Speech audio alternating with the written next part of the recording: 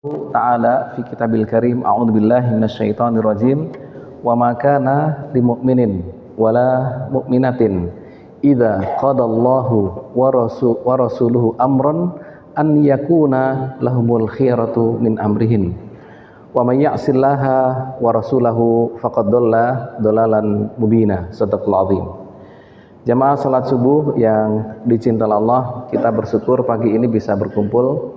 Kita bersyukur kita bisa sujud kepada Allah. Nikmat yang terindah pada kita semua adalah nikmat keindahan saat kita bisa bersujud kepada Allah Subhanahu wa taala.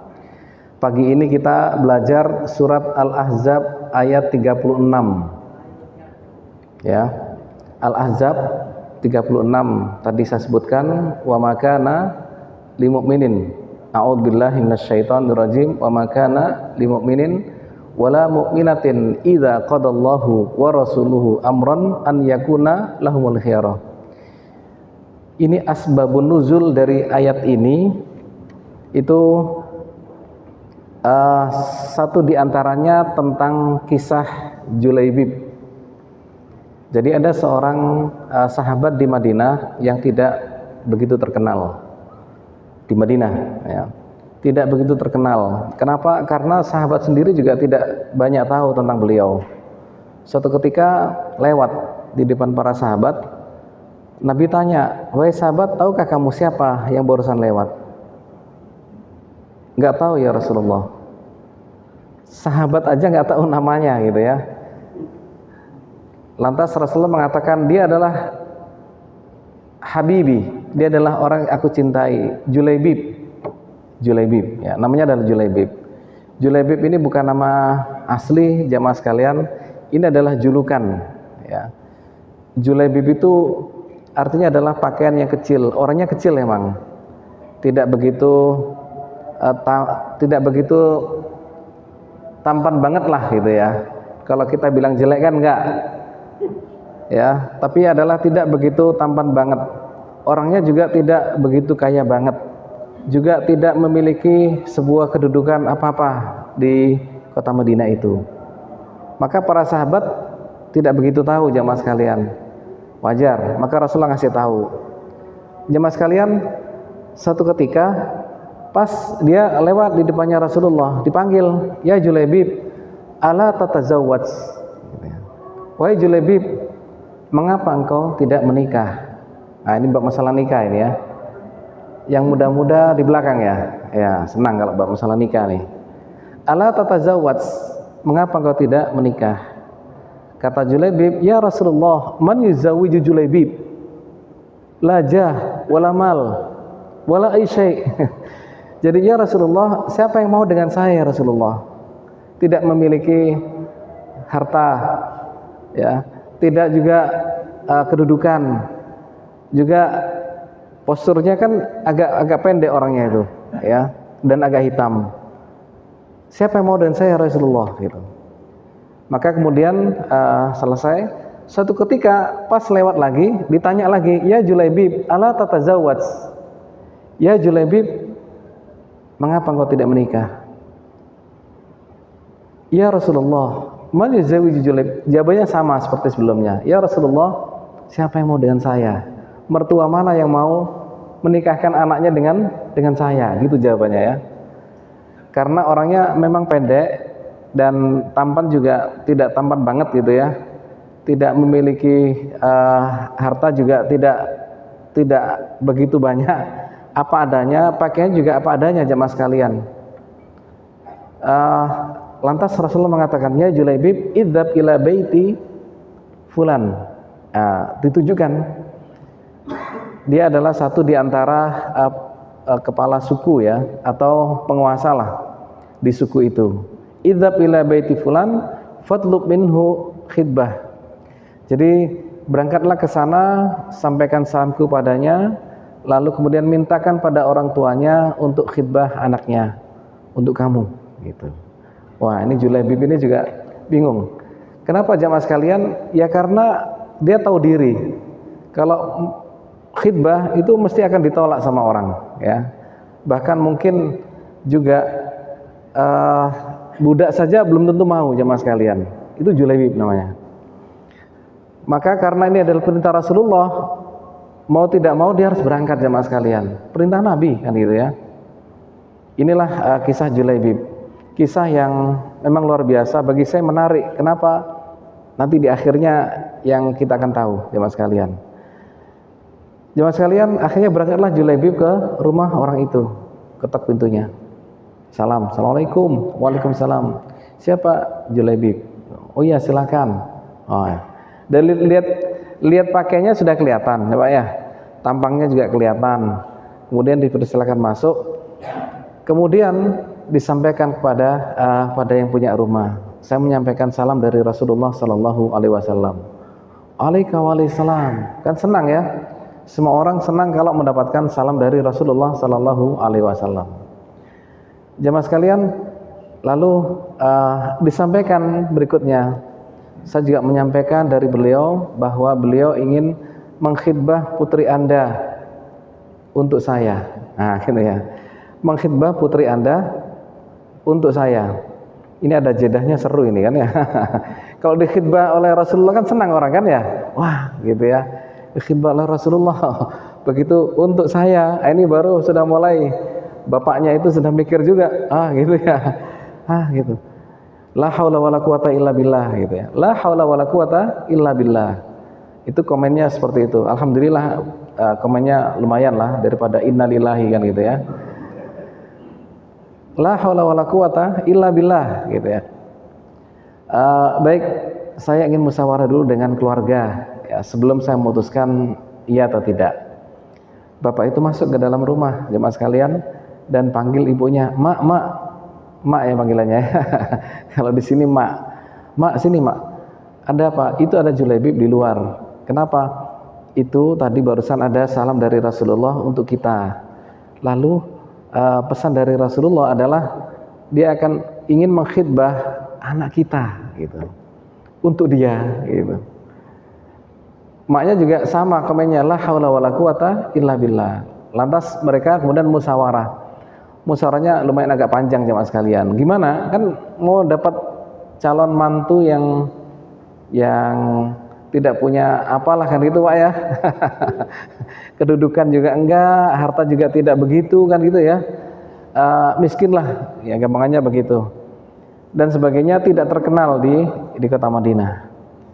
Begitu musyawarah di dalam itu jemaah sekalian, sang putrinya dengar. Begitu dengar ya dari dalam, lalu datang kepada bapaknya. Kaifa, ya ini komen dari anaknya nih. Kaifa taruddu ala Rasulillahi amrah. Ya abi, mengapa engkau akan menolak perintah dari Rasulullah Sallallahu Alaihi Wasallam? Demi Allah, saya siap. Gitu. Oh hebat ini ya. Putrinya hebat ini. Bagaimana engkau akan menolak perintah dari Rasulullah Sallallahu Alaihi Wasallam? Demi Allah, saya siap. Gitu. Jamaah sekalian, karena ini adalah dorongan dari putrinya yang sudah siap, maka bapaknya juga ya pasrah kan gitu kan ya. Ya baiklah kalau gitu, saya sampaikan. Maka disampaikan kepada Julaibib. Julaibib juga sudah was-was ini. Ini paling di dalam juga sudah mau nolak gitu aja sudah. Tetapi begitu keluar ditanya bagaimana Bapak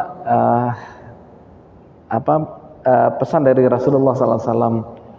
Akhirnya bapaknya mengatakan bahwa baik, saya siap menerima gitu. Wah, alhamdulillah, Allahu Akbar. Gitu ya. Ya, itulah kebahagiaan yang luar biasa bagi Julaibib, bahwa ini orang merdeka ya kan ya, bukan budak yang dikhidbah itu. Dan anak dari satu di antara orang yang terpandang di suku itu, dan gak disangka-sangka ternyata diterima ya. Mungkin karena dapat surat sakti, bukan surat sakti ya, pesan ya. Dapat rekomendasi ya dari Rasulullah SAW, itu yang membuat itu diterima. Maka Julaibib juga merasa bahagia, alhamdulillah diterima untuk menjadi suami bagi putri orang tua itu. Jemaah sekalian, dilaksanakanlah sebuah akad pernikahan ya.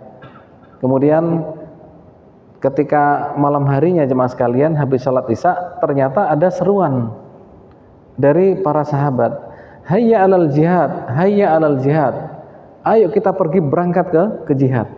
Ya. Malam pertama Pak, gitu ya, ternyata para sahabat mengajak untuk berangkat ke Bukit Uhud. Jadi ini kisah tentang peristiwa Uhud jemaah sekalian, peristiwa Uhud.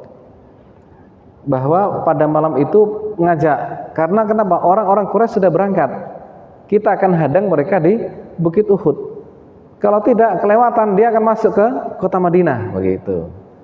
Maka mau nggak mau malam itu juga harus ke Bukit Uhud. Maka para sahabat semuanya merapat jemaah sekalian dan berangkat menuju ke Bukit Uhud. Julaibib bagaimana? Nah gitu ya. Julaibib bagaimana? Kalau orang Gunung Sari kayaknya izin deh gitu. Baru nikah kan begitu ya, sama. Baru nikah, masa berangkat gitu ya. Ternyata jemaah sekalian, Julaibib sudah musyawarah dengan istrinya. Bahwasanya malam itu siap berangkat gitu. Bayangkan malam pertama jemaah sekalian. Ya, mertua juga barangkali juga heran kan gitu ya. Ini malam pertama bagi anaknya habis akad nikah, ternyata berangkat ke Bukit Uhud gitu. Ya Allah, inilah terkait dengan surat Al-Ahzab ayat 36. Wa maka lil mu'minin wala mu'minatin idza qadallahu wa rasuluhu amran an yakuna lahumul khiyarah. Kalau Allah sudah, ya, seorang mukmin dan mukminah, jika Allah sudah menentukan sesuatu, maka tidak ada pilihan yang lain. Tidak ada pilihan yang lain, tidak ada alternatif. Kalau sudah Allah sampaikan dan Rasulnya berangkat, berangkat, begitu Pak. Ini ya, ini kalau kita lihat dari asbabun nuzulnya adalah kisah tentang Julaibib. Ini bagi saya orang istimewa. Kenapa istimewa? Karena Nabi saja menangis gara-gara dia. Bayangkan, orang yang menjadikan tetesan air mata Rasulullah, dia, gitu ya. Bahkan keningnya ketika meninggal dunia itu dikecup oleh Rasulullah SAW, dicium pas meninggal dunia itu, ya, itu dicium keningnya oleh Rasulullah SAW. Orang yang paling mulia di dunia jemaah sekalian, mencium keningnya. Ini hebat orang ini. Kalau bahasa anak muda sekarang, keren banget, gitu ya, keren banget ini, ya. Rasulullah saja neteskan air mata, bahkan mengecup keningnya, bahkan mengangkat jenazahnya. Jenazah orang ini, Julaibib. Singkat cerita jamaah sekalian, singkat cerita nih, bahwasanya terjadilah peristiwa Uhud, ya. Dan kita tahu semuanya bahwa di sana banyak syuhada. Dan satu di antara syuhadanya adalah Hamzah, ya, bin Abdul Muthalib, yaitu pamannya Rasulullah SAW. Dan ternyata, ya, ketika sudah dikumpulkan semua jamaah sekalian, Rasulullah tanya pada para sahabat, bagaimana sudah beres semua dikumpulkan para syuhada? Kata para sahabat, yang sudah kami yang kehilangan, alladzina faqadna wajadna, bahasanya begitu ya. Alladzina faqadna wajadna. Orang-orang sahabat yang kami kehilangan semua sudah kami kumpulkan semua dan kami dapatkan, gitu. Ketika dicek oleh Rasulullah, walakin, ya, afqidu habibi Julaibib. Ketika dilihat oleh Rasulullah, ternyata Rasulullah tahu, saya kehilangan satu di antara sahabatku, yaitu Julaibib. Idhabu fabahathu, pergilah kalian dan carilah, gitu. Maka para sahabat mencari jamaah sekalian. Sampai pada detik-detik seperti inilah para sahabat juga sampai tidak mengenal Julaibib jamaah sekalian. Betapa tidak terkenalnya beliau, ya jamaah sekalian. Makanya hidup ini nggak selamanya jadi terkenal kan ya. Tidak selamanya jadi terkenal. Tidak terkenal seperti beliau juga nggak apa-apa. Toh Rasulullah meneteskan air mata. Toh Rasulullah juga, ya, mengecup keningnya jamaah sekalian. Ya, jemaah sekalian, dicarilah di antara para orang yang meninggal dunia di seputar Uhud, ternyata di balik bukit kecil di sana ditemukan Julaibib jemaah sekalian. Rasulullah dikasih tahu, ya Rasulullah, ternyata Julaibib ada di sisi sebelah sana. Rasulullah langsung menuju ke tempat sana, Pak. Begitu tahu ternyata memang Julaibib orangnya agak kecil kan ya, agak pendek gitu ya. Namanya aja Julaibib, pakainya kecil, maka orangnya juga kecil. Maka datang ke sana dan disitulah Rasulullah kemudian meletakkan ya kepalanya di pangkuannya jemaah sekalian. Bayangkan orang yang paling mulia di dunia itu ternyata pas ketika ini meninggal itu meletakkan di pangkuannya dan Rasulullah meneteskan air mata. Ya Julaibib, anta habibi, ya, engkau adalah kekasihku, gitu ya. Bahkan dikecup keningnya. Dalam riwayat Muslim disebutkan adalah kata-kata Rasulullah adalah hadza minni wa ana minhu. Dia itu adalah bagian dariku dan aku bagian darinya. Nah, keren banget kan ya, seorang nabi ya mengatakan bahwa ini bagian dariku dan aku bagian darinya. Hadza minni wa ana minhu. Ini teks yang ada dalam Sahih Muslim jemaah sekalian. Ya Allah, sampai segitunya Rasulullah sangat cintanya kepada Julaibib, orang yang tidak begitu dikenal, ya Pak ya. Menikah dapat istri setengah hari Pak ya. Belum tahu malam pertama, ya kan Pak ya. Ya Allah, begitu cintanya, ketika Allah memutuskan perkara maka berangkat. Ini pelajaran-pelajaran dari Julaibib ini luar biasa. Sampai Rasulullah ngangkat jenazahnya jemaah sekalian.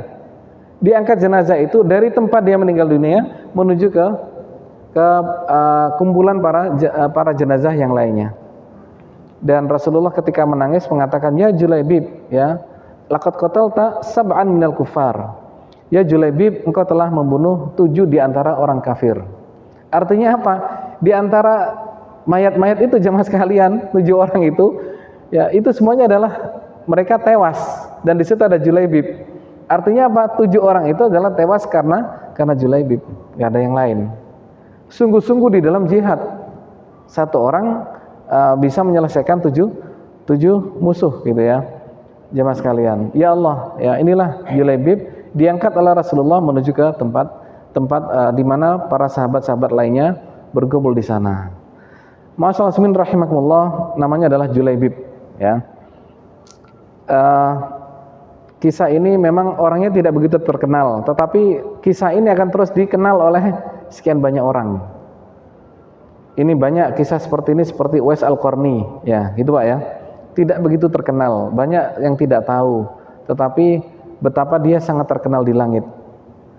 Kalau Allah saja cinta pada Julaibib, apalagi Rasulullah SAW. Nggak perlu orang lain tahu, ya Pak ya. Nggak perlu orang lain tahu. Yang penting adalah cinta Allah kepada beliau. Jamaah sekalian, ada beberapa pelajaran yang kita ambil dari kisah ini, ya, kisah Julaibib ya, terkait dengan surat Al-Ahzab ayat 36. Ingat-ingat ya, 36.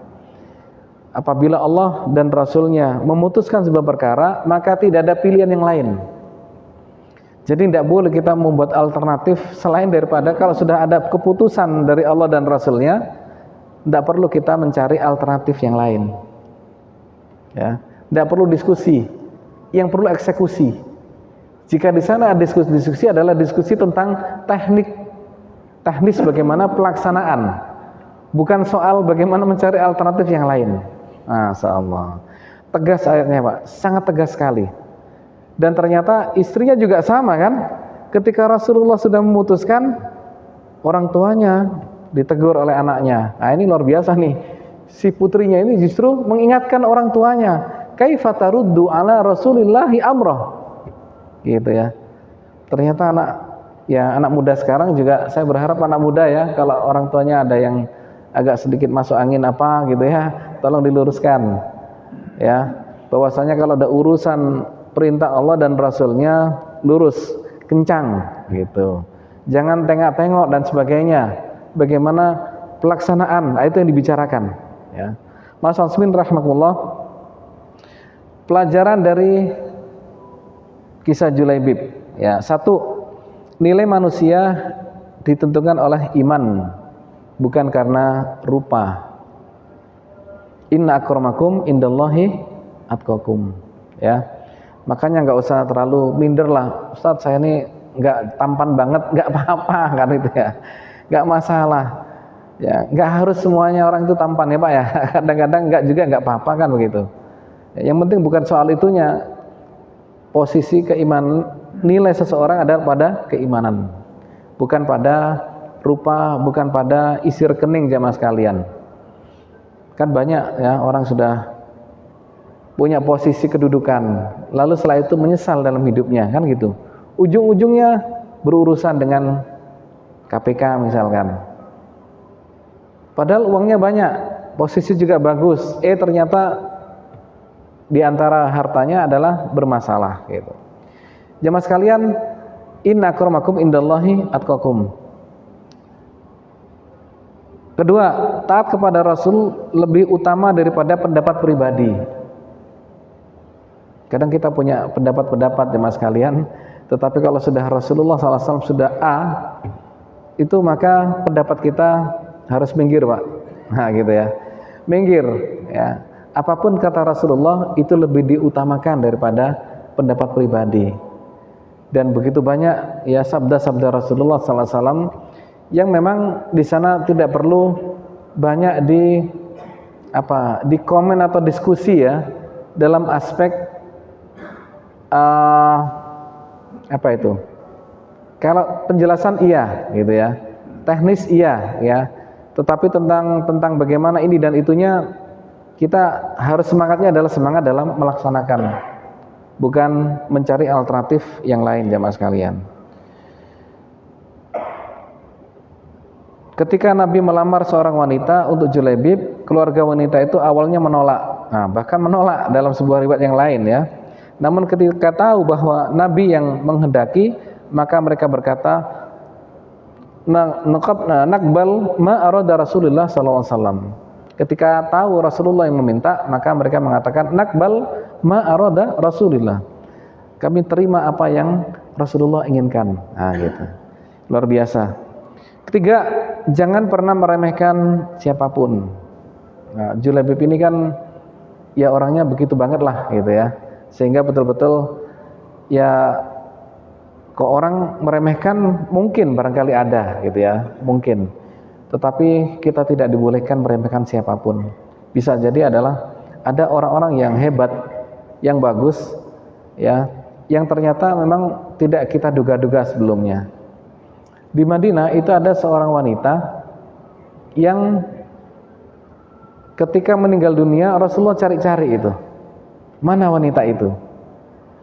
Jadi kisahnya adalah wanita itu biasanya membersihkan masjid, terutama bagian wanita kan, karena dia wanita.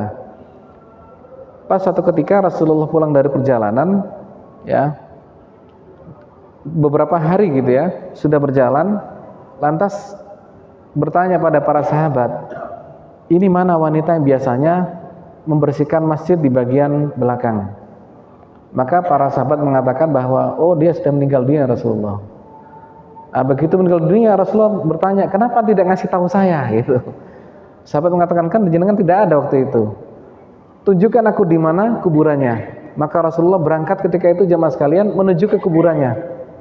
Lalu kemudian sholat di sana. Sholat jenazah. Jadi satu di antara dalil kenapa kita boleh sholat jenazah di kuburan itu, kalau pas kita terlambat adalah sholatnya Rasulullah kepada wanita di Madinah itu. Padahal dia seorang wanita yang tidak begitu dikenal, ya sehari-harinya adalah menyapu di Masjid Nabawi.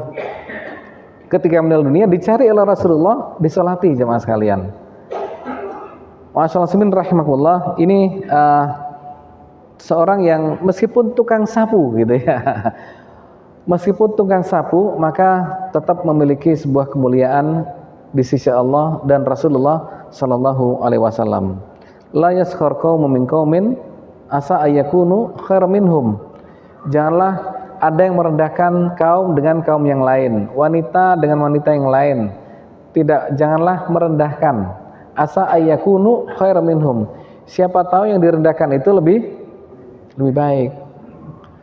Jangan mudah komen di WA. Halo. ada berita begini kan banyak Pak ya. Berseliweran gitu ya. Jangan mudah komen. Ya. Boleh komen tapi jangan merendahkan gitu ya. Kadang-kadang sudah terlanjur merendahkan ternyata hoax gitu ya. Loh, salah ternyata gitu. Dia orang baik ternyata, loh kan? Gitu. Maka tidak boleh seseorang itu mudah komen, mudah sebelum konfirmasi. Jadi era-era informasi ini jemaah sekalian, yang paling berat adalah konfirmasi. Ya, kalau membuat berita gampang lah. Ini Bapak ini kita buat berita ya, lagi tawaf di sekitar Ka'bah, dibuat fotonya, bisa. 1 menit jadi. Bapak ini sedang foto, gitu ya, apa? Sedang tawaf di sekitar Ka'bah, ini fotonya, kan gitu Pak ya. Gitu. Itu bisa. Tapi kalau tidak ada konfirmasi, ini bahaya gitu. Nanti ibunya tanya, Bapak ini gimana? Berangkat nggak bilang-bilang saya? Saya nggak diajak ke tanah suci, kan begitu Pak ya? Gitu. Jadi konfirmasi itu yang terpenting, dan memang itu yang paling berat jamaah sekalian. Maka apapun yang kita terima info selama ini, maka harus konfirmasi dahulu. Kisah Julaibib saya konfirmasi di dalam Asbabun Nuzul, saya konfirmasi di Ibnu Katsir, saya konfirmasi di dalam hadis Muslim. Ternyata memang ada gitu loh. Oh iya Julaibib orang yang tidak terkenal, tetapi Rasulullah meneteskan air mata ya kepada satu sahabat ini. Rasulullah mengecup keningnya, mengangkat, bahkan hadza minni wa ana minhu. Luar biasa itu sudah. Ya, Ma'asyiral rahimakumullah. Anak muda juga sama itu. Anak muda itu ya biasalah, namanya muda ya, suka coba-coba. Maka berita-berita apapun itu alhamdulillah mereka sudah mulai melek kan itu ya. Tidak mudah percaya ya. Ada temannya terlihat lagi di mana, di Jepang atau di mana, bener tak kan itu ya. Belum tentu benar ini. Ya karena apa? Karena foto-foto dan video itu sangat mudah dibikin sekarang ini. Foto, video sangat mudah dibikin. Narasi apapun sangat mudah dibikin. Skripsi dibikin semalam bisa. Halo. Ya Pak ya? Ya. Dan saya tahu itu, ya. Bahkan ada yang bikin buku itu Pak. Buku itu 300 halaman, 2 jam selesai. Oh, 2 jam selesai. Gimana? Ini adalah era informasi jemaah sekalian. Di sana ada banyak ya teknologi yang sangat memudahkan kita semuanya. Kita dulu nulis susah banget gitu Pak ya. Nulis begitu susah banget. Ini 2 jam 300 halaman. Lalu dikirim ke saya, ini saat buktinya. Loh, kan saya lihat, oh iya, luar biasa ini. Pakai tuyul ya. Gitu ya. Ya bisa jadi pakai tuyul, bukan tuyul sungguhan Pak ya. Tapi teknologi AI gitu ya. Ini jamaah sekalian, ya Allah, luar biasa. Konfirmasi itulah yang terpenting dalam hidup kita ini, agar tidak mudah terjerumus dalam sebuah keputusan yang salah. Ya, tidak mudah terjerumus dalam keputusan yang salah. Kalau kita sudah punya keputusan yang salah, dampaknya sangat besar ke belakang itu. Ya, semoga tidak terjadi pada keluarga kita. Amin ya rabbal alamin. Pelajaran keempat adalah bahwa pernikahan itu lebih pada urusan agama. Pernikahan lebih pada urusan agama. Wanita ini jamaah sekalian tahu dari Rasulullah siap, gitu kan ya? Siap. Julaibib itu tadinya ragu, betul Pak ya? Gimana mau melamar anak salah satu penguasa suku di situ? Padahal dia nggak punya apa-apa, nggak ada modal. Ya. Modalnya apa? Rekomendasi, ya, betul Pak ya? Rekomendasi dari Rasulullah. Tadinya sudah, waduh, kalau nggak ada rekomendasi nggak berangkat dia. Yakin nggak berangkat Pak itu Pak? 100% nggak berangkat. Tapi karena Rasulullah sudah menyuruh, udah berangkat sudah. Ya. Karena Pak, karena yakin ya, bab masalah agama. Wanita itu pasti baik. Kalau Rasulullah sudah menunjukkan, pasti dia baik dan pasti nanti akan oke lah gitu ya. Oke, lanjut. Masyaallah rahimakumullah. Pernikahan adalah bab masalah agama. Jika datang seseorang yang agama dan akhlaknya baik, maka jangan ditolak. Ini salah satu pesan ya. Sebagian mengatakan sebagai sabda Rasulullah SAW. Kalau ada yang datang, agamanya baik, akhlaknya baik, maka jangan ditolak gitu. Urusan kerja insya Allah lah dicari, ya Pak ya. Urusan ini dan itunya bisa dicari. Yang penting adalah agama. Banyak orang-orang kaya sekarang lagi bingung, Pak. Khawatir apa? Khawatir banyak habis semua yang diusahakan gara-gara moralitas. Moralitas. Ada sekolah sudah besar waktu itu di dekat rumah saya itu. Besar. Gara-gara ribut anak-anaknya gitu ya, maka ditutup sekolah itu. Karena Pak ribut. Nah, gitu. Jadi kalau moralitas itu tidak baik, maka apapun aset yang dimiliki itu hilang jemaah sekalian. Anak angkat bukan anak sesungguhnya, Pak. Karena nggak punya anak, tidak punya anak kandung, adanya adalah anak angkat beberapa orang. Tutup akhirnya jemaah sekalian. Ya Allah, padahal besar sekali, asetnya sangat besar, luas gitu ya. Pinggir jalan raya, ada asramanya dan sebagainya. Ya Allah, itu yang saya tahu jemaah sekalian. Masalah agama, tungkahul mar'ah li arba. Wanita itu didikanya karena 4 perkara. Apa itu? 5 liha, betul kan? Mahasiswa tanya, Ustadz, itu hadisnya itu loh Ustadz, 4 hal wanita itu dinikahi. Yang pertama adalah 5 liha Ustadz, karena isi rekeningnya Ustadz. Kenapa tidak agamanya dulu Ustadz? Nah gitu. Gimana Pak kira-kira Pak? Teks hadisnya itu begitu. Tungkahul mar'ah li arba. 5 liha. Li hasabiha wa li jamaliha. Baru yang keempat adalah li diniha. Loh, Ustadz, kenapa yang keempat? Ya mahasiswa kan kritis-kritis gitu ya. Jadi kalau saya menyari harus cari yang rekeningnya banyak dulu yang satu.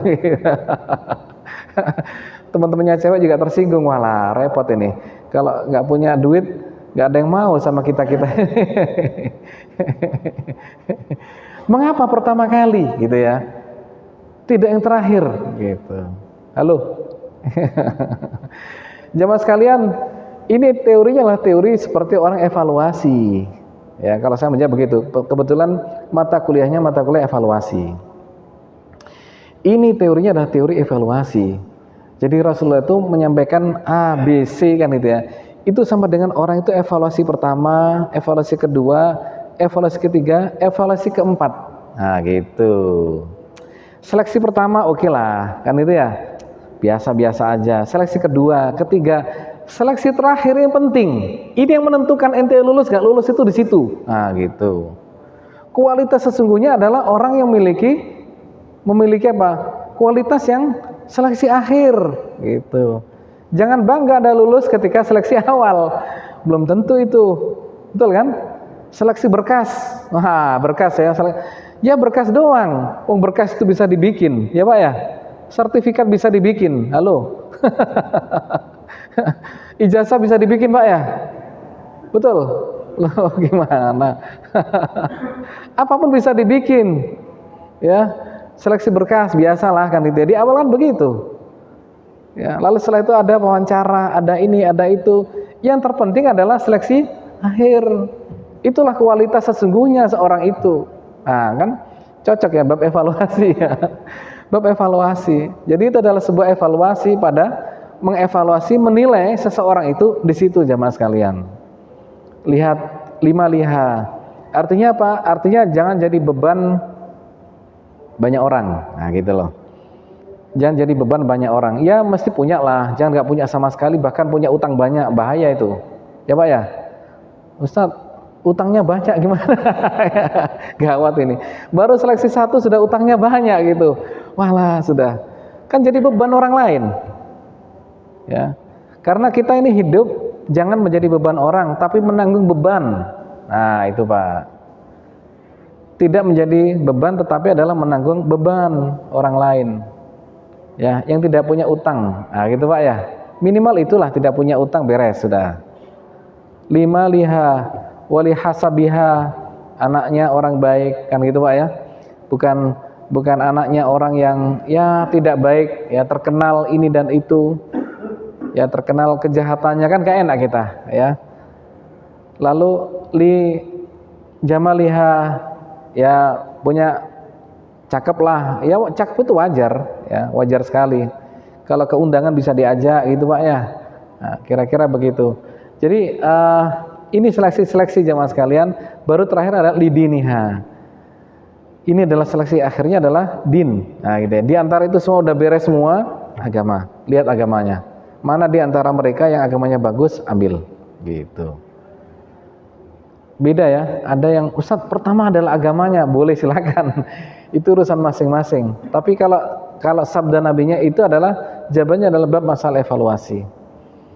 Yang kedua adalah jawabannya seperti jawabannya teman-teman matematika. Ada sumbu X, ada sumbu Y.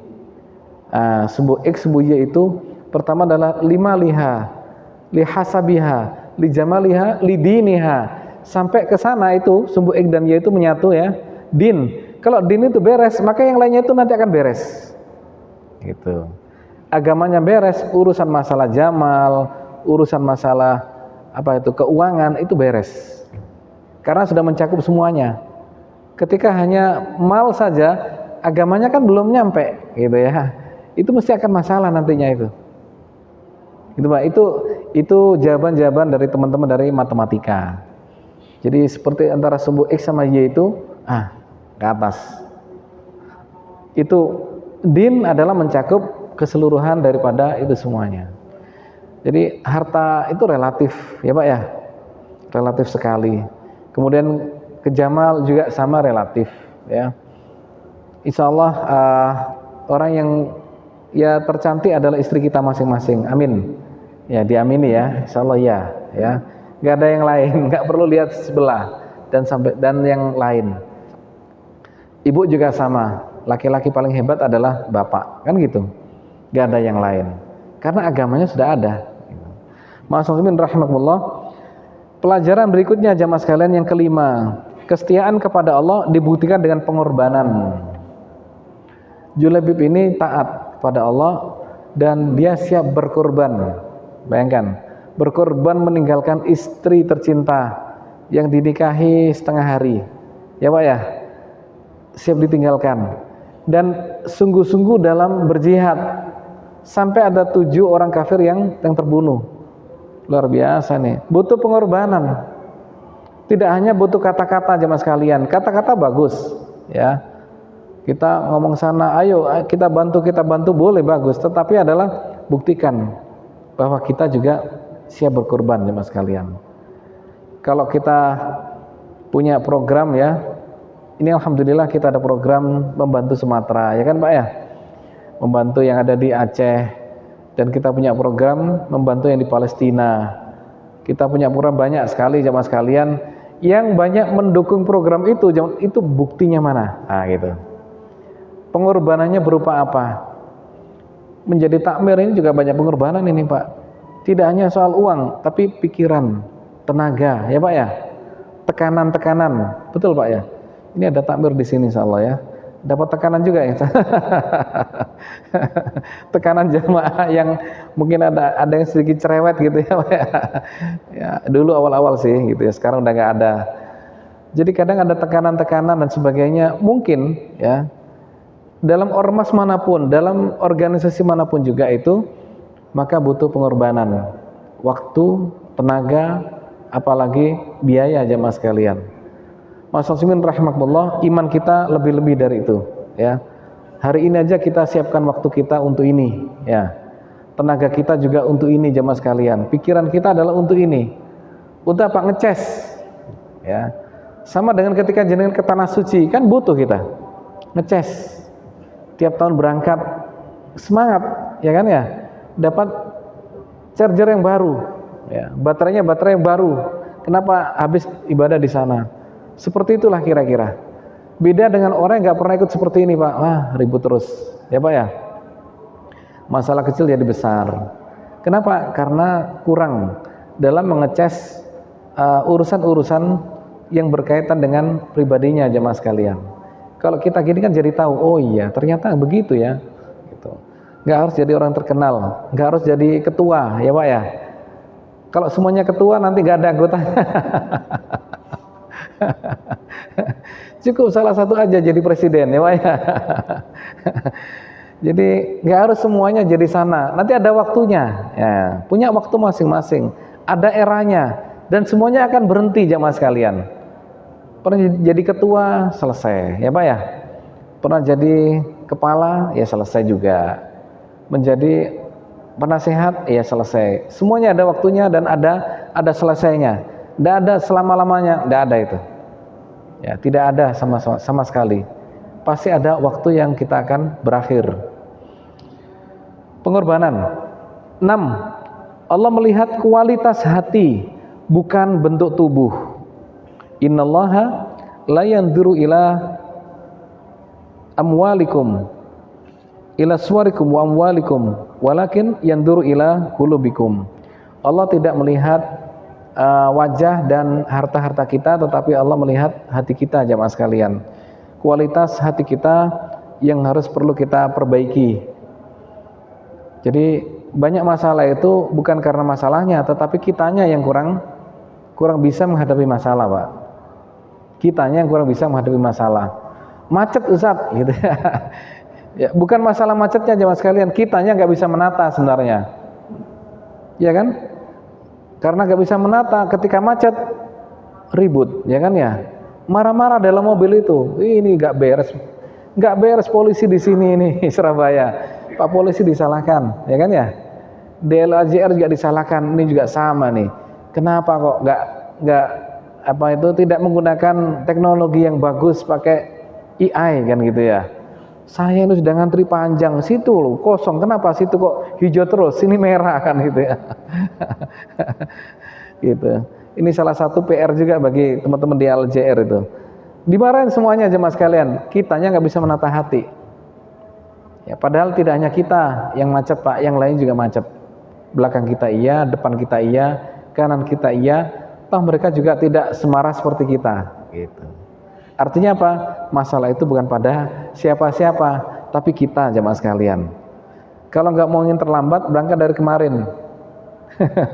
Artinya diawalkan, begitu Pak ya. Ke kantor kan sering terburu-buru nih. Ya, jika tidak ingin kena macet, maka berangkatnya lebih awal. Karena kita sudah hafal daerah mana yang sering ada kemacetan. Gitu. Oke. 7. Nabi memberi perhatian khusus pada orang lemah.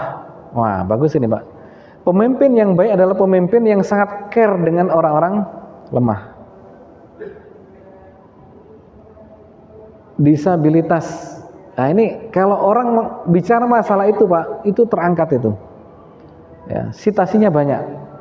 Kalau dalam dunia ilmiah, kalau orang bicara masalah disabilitas, itu banyak orang yang akan mengambil rujukan-rujukan Pak itu. Ya, itu kenapa? Karena betul-betul dicari tema masalah itu. Wong cilik, pernah dulu Pak ya, kampanye dengan kata-kata wong cilik jadi, ya betul kan? Care dengan wong cilik, care dengan disabilitas, itu akan mengangkat jemaah sekalian. Maka siapapun kita, kalau ada orang-orang yang tidak mampu, segera dibantu Pak. Bantu, ya. Jadi kunci kita, Allah bisa mengangkat diri kita adalah ketika kita mengangkat orang-orang lemah.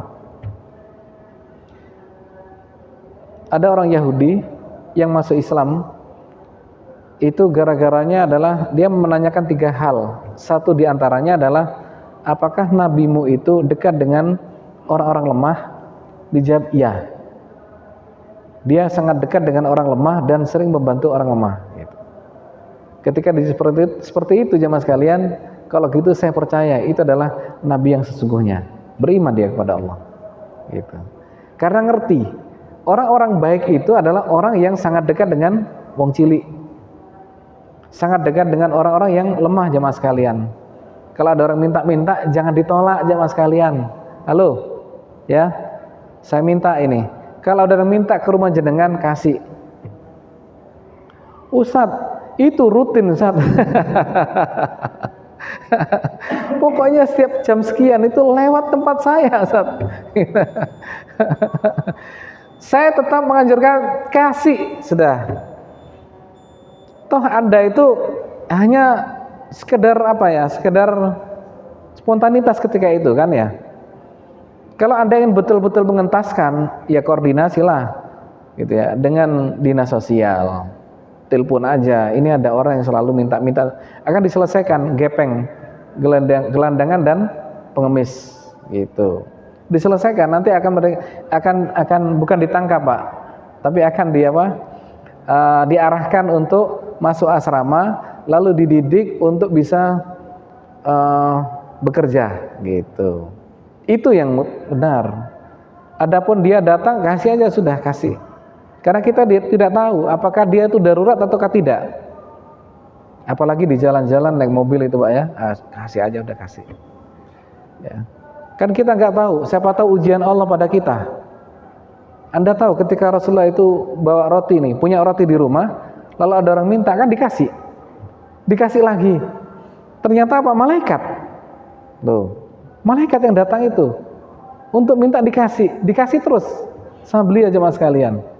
Itu Rasulullah jemaah sekalian, tetap ngasih, ya. Lah terus rutin gimana ya? Kalau Anda biarkan ya rutin lah. Kalau mungkin ya ngomonglah, Anda harus koordinasi untuk menyelesaikan masalah itu selesai nanti itu, ya. Termasuk juga koordinasi dengan satpam di depan, ya kan? Kalau ada gepeng segera koordinasi dengan dinas sosial biar satpamnya yang mengarahkan untuk ketemu dengan dinas sosial. Selesai sudah, tinggal kontak sama satpam. Jemaah sekalian, lanjut ya pelajarannya tadi ya. Jadi harus dekat dengan wong cilik, orang yang tidak punya. Ada yang rumahnya itu bocor, Pak, banyak. Ternyata di Surabaya ini ternyata ada banyak rumah-rumah yang tidak layak sebenarnya.